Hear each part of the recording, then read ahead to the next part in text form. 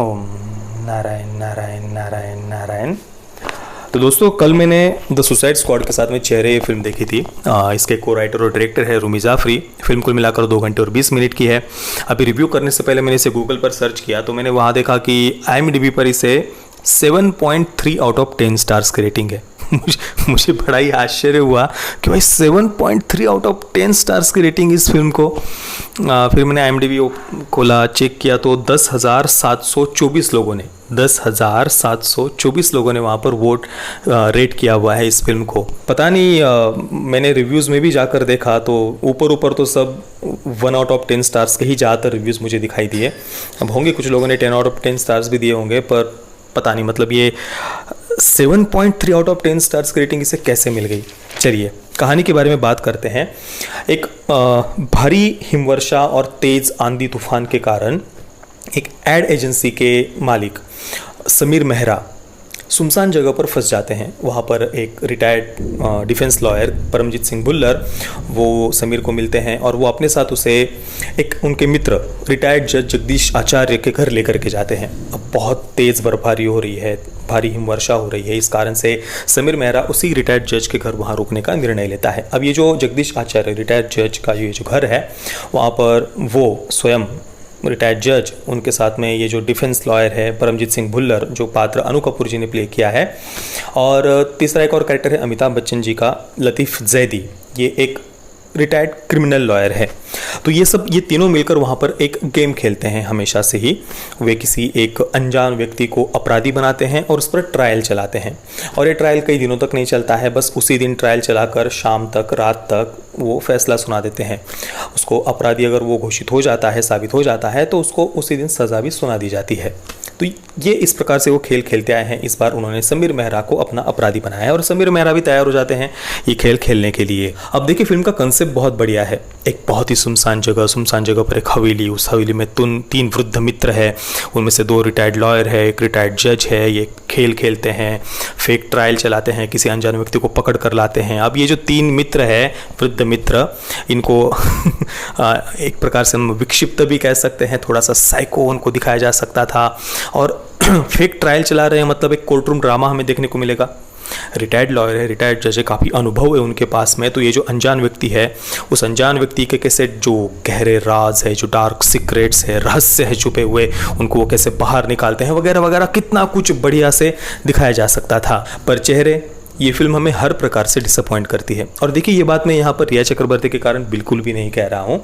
मैं यहाँ पर बस फिल्म की बात कर रहा हूँ और फिल्म सच में बहुत ज़्यादा निराशाजनक है।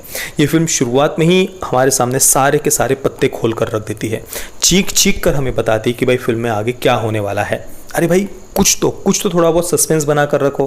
जैसे कि समीर मेहरा जब वो बर्फबारी में, हिमवर्षा में वहाँ पर फंस जाता है, उसकी गाड़ी बंद हो जाती है, मतलब सामने पेड़ गिर जाता है तो वो आगे नहीं जा पाता। तो उस समय हम देखते हैं कि जो परमजीत सिंह भुल्लर का, अनु कपूर का जो पात्र है, वो छुपके से उसे पेड़ के पीछे से देख रहा होता है।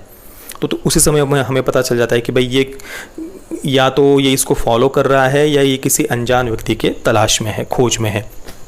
फिर उसके बाद वो उसे घर पर लेकर के जाता है। घर पर आने के बाद में परमजीत सिंह भुल्लर, वो रिटायर्ड जज, वहाँ पर एक केयरटेकर का कैरेक्टर है, ये सारे के सारे ऐसे खुश हो जाते हैं मानो कई दिनों से जो ऐसे भूखे कोई जानवर हो और उन्हें कोई शिकार मिल गया हो। इस प्रकार से वो एक दूसरे की तरफ देखने लगते हैं, एक दूसरे को इशारा करने लग जाते हैं।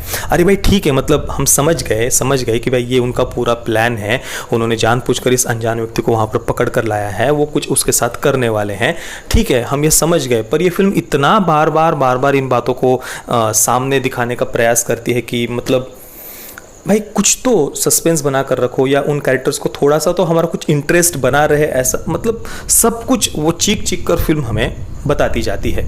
और चलिए, अगर आपको उन कैरेक्टर्स को विक्षिप्त दिखाना था, साइको दिखाना था, तो वैसा उन्हें डेवलप करना चाहिए था। और अगर वैसा उन्हें डेवलप किया गया होता तब हम समझ पाते उनका वो एक्साइट होना, उत्सुक होना कोई नया शिकार देखने के बाद में। पर अभी यहाँ पर ये कैरेक्टर्स ना ही पूरी तरीके से विक्षिप्त लगते हैं और ना ही पूरी तरीके से गंभीर लगते हैं। इसके अलावा जो का जब कैरेक्टर फिल्म में आता है और उसका इंट्रोडक्शन जब दिया जाता है, तो उसी समय हमें पता चल जाता है कि ये ऐना का भाई है। क्योंकि ऐना के बारे में ऐना के साथ क्या हुआ था पहले, वो हमें पहले पता चल चुका होता है। तो जो की एंट्री होती है तो हमें पता चल जाता है कि भाई ये उसका ही भाई है। इसके अलावा अमिताभ बच्चन जी का जो पात्र है या अनु कपूर का जो पात्र है या रिटायर्ड जज का जो कैरेक्टर है, ये सारे के सारे कैरेक्टर्स बस वन डायमेंशनल थे।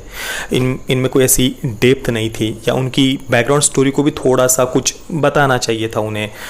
और इसके लिए कोई ज़्यादा समय नहीं लगता है। ये मत कहना कि भाई 2 घंटे 20 मिनट की फिल्म है तो और वो कितना बढ़ाते, भाई ऐसा बिल्कुल भी नहीं होता है। 1.5 घंटे की फिल्म में भी बहुत कुछ दिखाया जा सकता है, और ये बहुत आवश्यक भी था कि भाई ये ऐसा क्यों कर रहे हैं। ये जो 2 लॉयर है, एक रिटायर्ड जज है, उन कैरेक्टर्स का थोड़ा सा जो ये वियर्ड सा ये जो स्वभाव है, विचित्र सा विक्षिप्त सा ये जो स्वभाव है, वो किस कारण से हुआ है। तो ये इन बातों को भी थोड़ा सा डेवलप किया जाना चाहिए था। तो कुल मिलाकर फिल्म का कंसेप्ट बहुत बढ़िया था, पर डायरेक्टर इस कंसेप्ट को सही तरीके से न्याय नहीं दे पाए हैं। इसके अलावा फिल्म का एक सब प्लॉट मुझे बहुत पसंद आया। कंसेप्ट के साथ में ही फिल्म का एक सब प्लॉट मुझे बहुत पसंद आया, जो इमरान हाशमी की बैकग्राउंड स्टोरी है, उसका जो डार्क सीक्रेट है वो वाला पार्ट। देखिए, इमरान हाशमी के बॉस की जो पत्नी है, उसका एक एक्स्ट्रा मैरिटल अफेयर होता है एक विदेशी लड़के के साथ में, एक विदेशी व्यक्ति के साथ में। तो वो जो इमरान हाशमी के बॉस की पत्नी है, वो इमरान हाशमी के कैरेक्टर का, समीर मेहरा का यूज़ करती है अपने पति को मरवाने के लिए। यानी समीर मेहरा के हाथों वो अपने पति की हत्या करवा देती है। समीर मेहरा के हाथों उसके बॉस की हत्या हो जाती है, और इसके पीछे पूरा का पूरा प्लानिंग उसके बॉस की पत्नी का ही होता है, क्योंकि उसका एक विदेशी बॉयफ्रेंड होता है। वो अपने पति को मारकर इंश्योरेंस के पैसे, उसकी सारी संपत्ति को हड़पना चाहती है। तो एक व्यभिचारी पत्नी के दुष्चरित्र को भी ये फिल्म दिखाती है, जो कि आजकल की फिल्मों में बहुत ही ज़्यादा रेयर है देखना। ऐसा हमें आजकल कहीं पर भी देखने को नहीं मिलता। तो सब प्लॉट भी बढ़िया था, कंसेप्ट भी बढ़िया था ये, पर ख़राब डायरेक्शन ने इस सब पर फिल्म में पानी फेर दिया है। जो फाइनल आर्गुमेंट रखने के लिए कहा जाता है अमिताभ बच्चन को, तो उसे वैसे फाइनल आर्गुमेंट नहीं, भाषण हम कह सकते हैं। बहुत लंबा चौड़ा भाषण वहाँ पर अमिताभ बच्चन के कैरेक्टर ने दिया है।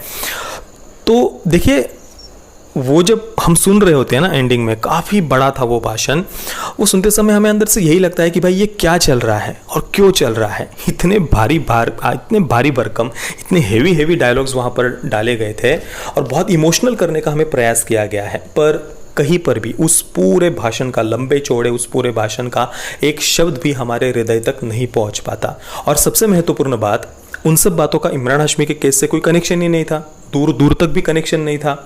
मतलब अमिताभ बच्चन का कैरेक्टर जिन भी केसेस का, अपराधों का वगैरह वहाँ उस स्पीच में उल्लेख करते हैं, उसका कोई संबंध ही नहीं था, कोई संदर्भ ही नहीं था। ऐसा लग रहा था जैसे कुछ भी लिख दिया है, कुछ भी। चलिए, आपको न्याय व्यवस्था के बारे में आपको कुछ बोलना था, ठीक है, पर भाई कुछ तो मतलब हो ना उन बातों का, कुछ तो आप संदर्भ उसके साथ जुड़ा हुआ हो, जिस केस को ये लड़ रहे हैं, आप फाइनल आर्गुमेंट दे रहे हैं इमरान हाशमी के केस का। इसके अलावा रिया चक्रवर्ती का जो कैरेक्टर था, वो फिल्म में क्यों था यही मैं समझ नहीं पाया। अब चलिए, अगर उसके साथ जो अन्याय हुआ है उसको दिखाकर आपको भारत की न्याय व्यवस्था कैसे कमज़ोर है इस पर कुछ कटाक्ष भी करना था, तो भी उन बातों को आपको सही ढंग से सामने रखना चाहिए था। और रिया चक्रवर्ती का कैरेक्टर 2-3 जगहों पर उसे जो हंसते हुए दिखाया है ना, पता नहीं उन सीन्स को फाइनल कट में आखिर उन्होंने अप्रूव भी कैसे किया होगा।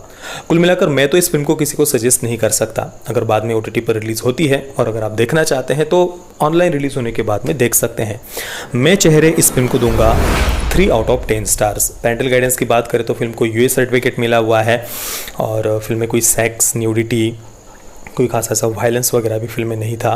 तो अगर आप देखना चाहते हैं परिवार के साथ में तो देख सकते हैं। बाकी आपने अगर इस फिल्म को देखा है तो आपका एक्सपीरियंस कैसा रहा, मुझे आप नीचे कमेंट में अवश्य बताइए। ये वीडियो देखने के लिए आप सभी का बहुत बहुत धन्यवाद। जय श्री राम, वंदे मातरम।